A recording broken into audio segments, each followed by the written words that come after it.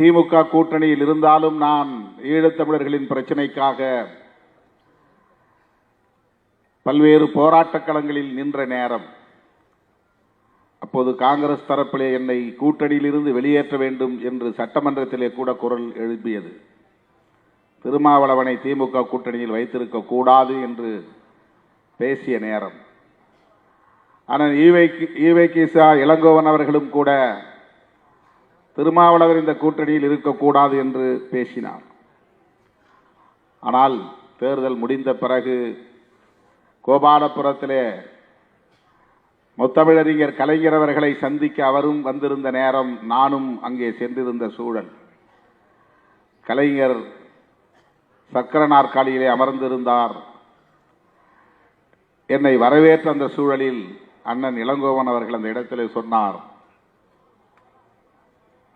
இந்த கூட்டணிக்கு மிகப்பெரிய பலமாக தம்பி திருமாவளவன் இருக்கிறார். நீங்கள் எடுத்த முடிவுதான் சரியான முடிவு. இந்த தேர்தலில் அவர் நம்மோடு இருந்ததுதான் நமக்கு பெரிய பலம் என்று பல பேர் முன்னிலையில் என்னை பாராட்டி பேசினார். அப்படி பாராட்டுவதாக இருந்தாலும் சரி, விமர்சிப்பதாக இருந்தாலும் சரி, வெளிப்படையாக பேசக்கூடிய துணிச்சலும் திறந்த உள்ளமும் கொண்ட ஒரு பெருந்தகைதான் அண்ணன் இளங்கோவன் அவர்கள்.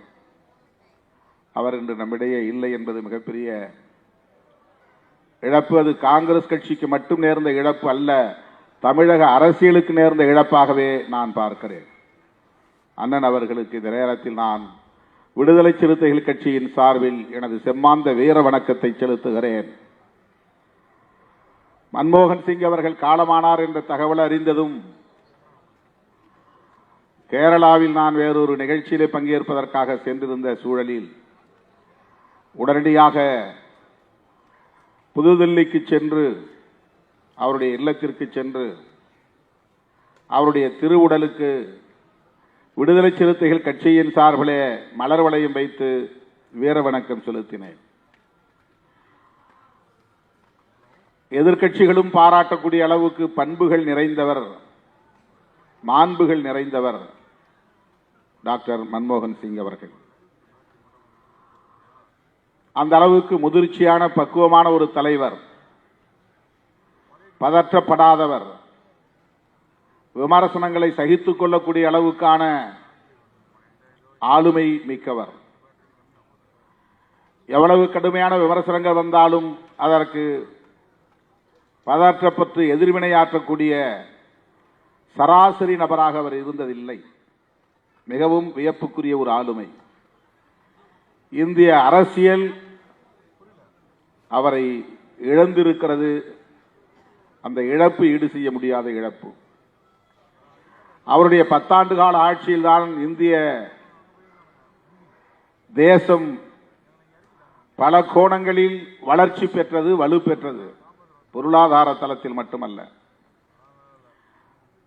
தகவல் பெறும் உரிமை சட்டம் இந்திய ஜனநாயகத்தை தழைக்க வைத்தது. இந்திய ஜனநாயகம் தழைப்பதற்கான மிக முக்கிய சட்டம் அது. அனைவருக்குமான அந்த கல்வி உரிமை, கட்டாய கல்வி உரிமை சட்டம், அது மன்மோகன் சிங் அவர்களின் ஆட்சி காலத்தில் உருவானது. இந்த 100 நாள் வேலை திட்டம், தேசிய ஊரக வேலைவாய்ப்பு திட்டம்,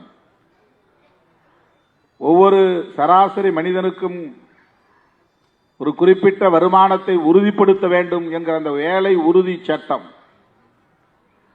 மன்மோகன் சிங் அவர்களின் காலத்தில் என்னென்ன சாதனைகள் நிகழ்த்தப்பெற்றன என்பதை நாம் பட்டியலிடுவதற்கு ஏராளம் இருக்கின்றன என்றாலும் கூட இந்த 3ம் புரட்சிகரமானவை என்பதை நாம் நினைவிலே வைத்துக் கொள்ள வேண்டும்.